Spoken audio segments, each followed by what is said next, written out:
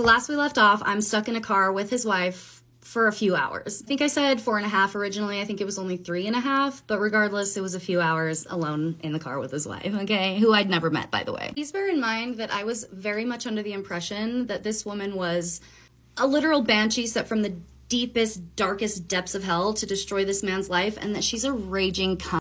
Also, I have to give a little bit of a backstory. The group of people that we were meeting there were a bunch of those like Patagonia nature bros that were very pretentious and rude to anyone who wasn't on their level of experience, and just they didn't really like me. I didn't fit in. They didn't really like me. I was genuinely only going so that I could hang out with Lord Douche Canoe husband. So it's already wildly uncomfortable. Just the bare fact that I'm going to be riding in a car with his wife for a few hours, but on top of that, I'm already wildly uncomfortable and anxious because I'm going to be hanging out with a bunch of people that don't really like me. They're very blatantly rude.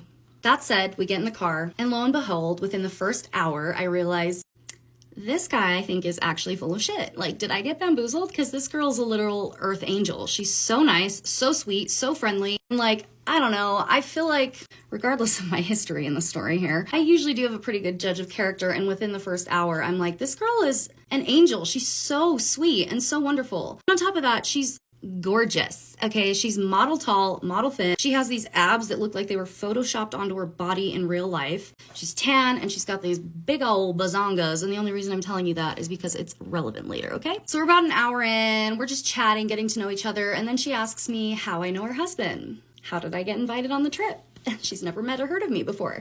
And I'm like, oh, mutual friends, you know, I'm not like a homewrecker or anything. So probably an hour and a half into the drive, she starts divulging some of the inner workings of her relationship with her husband. And come to find out, not only is he Lord Douche Canoe, he is top tier god level piece of shit human being, okay? Remember the big bazongas I mentioned? He forced her to get those, okay? He manipulated her into getting those. Not only that, but he would control what she ate, how often she worked out, and he also forced her to get a labiaplasty, okay, because he didn't like camel toes. Ooh, that's too ugly. So we're about 2.5 hours in, and I start to realize, yeah, I definitely got bamboozled.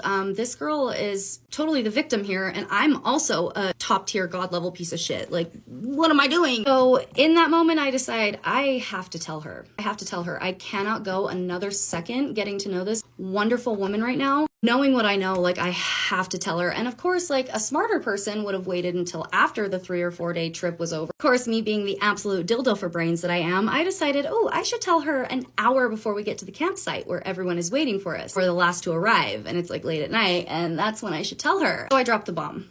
And she's hysterical. She's hyperventilating. She's